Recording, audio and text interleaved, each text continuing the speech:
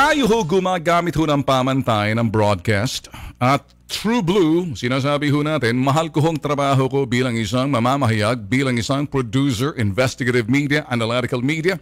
Issues ang pinag-uusapan ho natin beyond politics or issues that need to be, they need to be expounded, analyzed na may basihan ho. Ano hong pamantayan pagdating ho natin pag-aanalisa?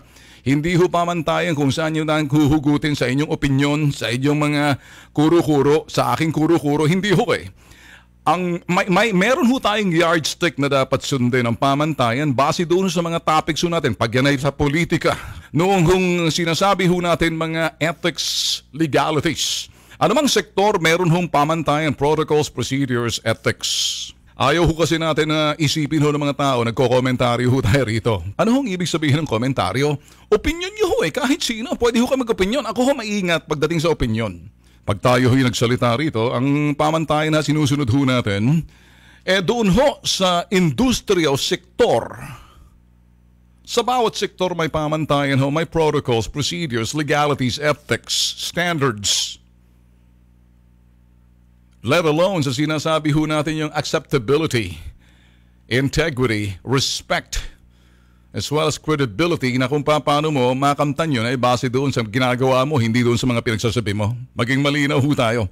Una sa lahat, si Ben Tulfo, wala ho talagang, nung araw pa ho, naglaro ho sa isipan ho natin. Bakit ho nagsasalita na to? Na tumakbo hong pagkasenador. But then again, salamat ho sa aking kaibigan si Cito Beltran na sinabi sa akin, Ben, wag mo nang pag-aksayahan yan.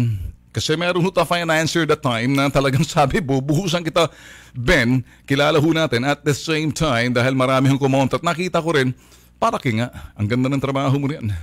Baka pag nanalo ka, magbibilang ka ng butigiron sa Senado. Hindi lang dyan. Baka hamurin mo na suntukan ng isa-isa pag hindi ka nagkasundo. Biro lang mga bossing. Salamat naman. At naliwanagan po tayo ng poong may kapal, ang trabaho ko'y mas mahal ko ho nga ginagawa ko kaysa doon. Wala ho kong ambisyon na tatanggap ho ng posisyon kahit alokin pa sa akin. Sinabi ho natin, hindi ho ako tatanggap ng anumang posisyon sa gobyerno. Let alone sa Duterte cabinet or let alone sa Duterte's administration na hindi ho ako directly or indirectly ay involved dyan. Alright? Kung ako nagsasalita, panahon pa ho ni Pinoy, nagsasalita na ho tayo, panahon ni Gloria, dito ho tayo. Kasi yan ang trabaho namin. Analytical media. Pag ang mamamayang Pinoy, Pilipino, ay marunong ho mag-analisa, marunong hong tumingin sa mga issue at may pamantayang pinagbabasehan, yan ang trabaho kung bakit mayroon hong Bitag Live.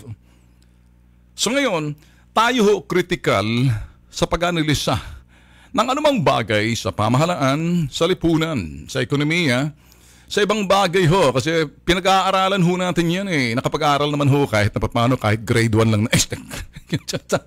So, journalist ho tayo, True Blue. At doon ho sa eksperyensya at karanasan ho natin, trading din bilang isang executive back in the US, dito rin ho sa ginagawa ho natin. Naging executive din naman ho tayo rito sa Pilipinas. And then executive and producer and also the CEO ho ng BMUI. Yan ho si Ben Tulfo. Kaya don't even say, kaya ako naman nagsasalita, kung gusto mong papansinin si Duterte, mapansin si Duterte. Come on, kilala ho namin to si Digong eh. Get it? So bakit pa ako mag-aspire ng posisyon? Pwede naman sana, bubulong. Wala ho kong interest. Kaya pag nagsalita ho ako, talagang diretso ho sa aking puso at importante ho, malaman ho ni Juan de la Cruz. Ulitin ho natin. Wala ho akong ambisyon sa anumang baka akala nyo seeking for any government post. Give me a break. I don't think I'll be interested.